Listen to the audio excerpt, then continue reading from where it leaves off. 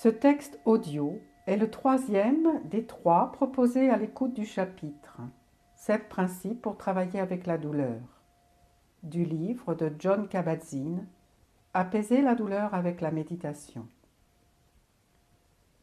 Souvenons-nous que dans les premiers et le deuxième texte audio, Jon Kabat-Zinn définit la pleine conscience et nomme 5 premiers principes. Plus de choses en vous vont bien, le pouvoir du moment présent, le moment présent tel qu'il est, la conscience des stratégies d'adaptation à la souffrance, cultiver la résilience par la pratique méditative. Écoutons maintenant les 6e et 7e principes sur la totalité des 7. S'ouvrir à l'expérience instant après instant, le non-faire et le simplement être. 6e attitude, s'ouvrir à l'expérience instant après instant. Cette voie de la pleine conscience implique d'apprendre à s'ouvrir à l'expérience instant après instant, avec bienveillance et compassion vis-à-vis de soi-même, peu importe si ce que vous êtes en train de vivre à un moment donné est agréable, désagréable ou ni agréable ni désagréable. Nous pouvons poser l'intention de suspendre notre tendance à réagir au quart de tour pour tout juger, selon que cela nous plaise ou non, tout comme notre tendance à réagir émotionnellement.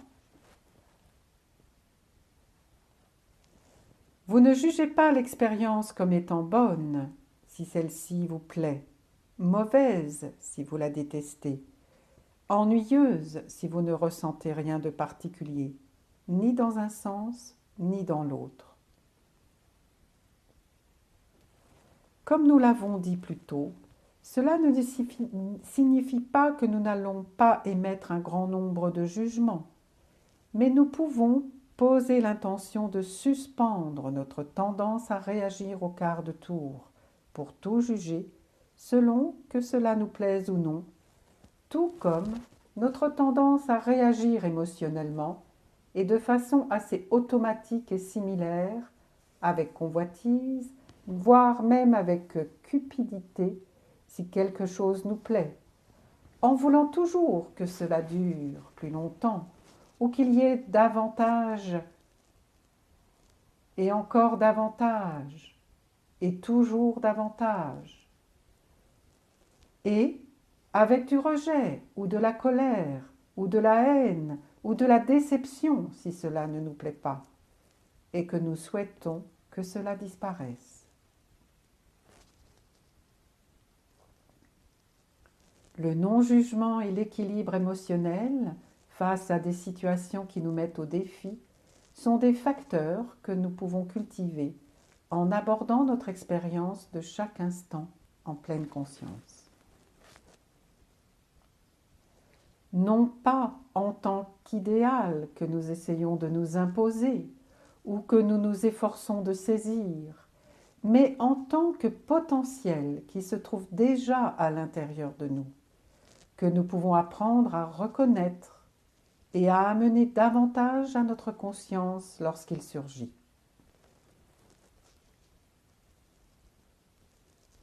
Avec le temps et la pratique, nous pourrons peut-être constater que le fait d'être moins réactif émotionnellement, moins critique dans nos jugements, plus aimable et plus accueillant vis-à-vis de nous-mêmes et de nos instants, quels qu'ils soient, devient de plus en plus notre état par défaut, plutôt que la colère, le ressentiment, la peur, le dégoût de soi, la contraction, aussi bien de notre corps que de notre esprit. Et puisque ce genre de contraction de l'esprit et du corps augmente en général notre douleur, elle ne fait qu'aggraver notre détresse et notre souffrance. Voilà un moyen facile d'exercer une influence positive et significative sur notre douleur. 7e principe, le non-faire et le simplement être. Il ne s'agit en rien de faire disparaître quoi que ce soit. Nous n'essayons pas d'éliminer notre douleur ou de la contrôler ou de réprimer notre état émotionnel. Nous ne tentons pas de réparer quoi que ce soit, même si nous aimerions le faire, ou que nous nous sentons désemparés et que nous en voulons à la médecine de ne pas pouvoir réparer ce qui à nos yeux ne va pas. Au contraire, nous cherchons simplement un endroit où nous asseoir ou où nous tenir debout. Un refuge momentané dans lequel nous pouvons contempler le moment présent et peut-être découvrir un peu de répit en plein cœur des choses telles qu'elles sont, peu importe ce qu'elles sont. Étonnamment, cette attitude que j'appelle souvent le non-faire ou le simplement être peut très rapidement amener un changement, puisque les choses changent toujours, même notre douleur et notre relation avec elle. Mais parfois, si nous sommes trop enlisés dans nos habitudes de pensée, dans les mêmes vieilles ornières concernant notre situation, désespérés d'arriver ailleurs ou de réparer quelque chose que nous croyons cassé, ou encore de le faire disparaître, notre désir lui-même et notre fixation peuvent prolonger la situation. Comme si nous étions en train d'alimenter ces énergies, comme si nous nous enfermions nous-mêmes et que nous nous empêchions notre monde de changer.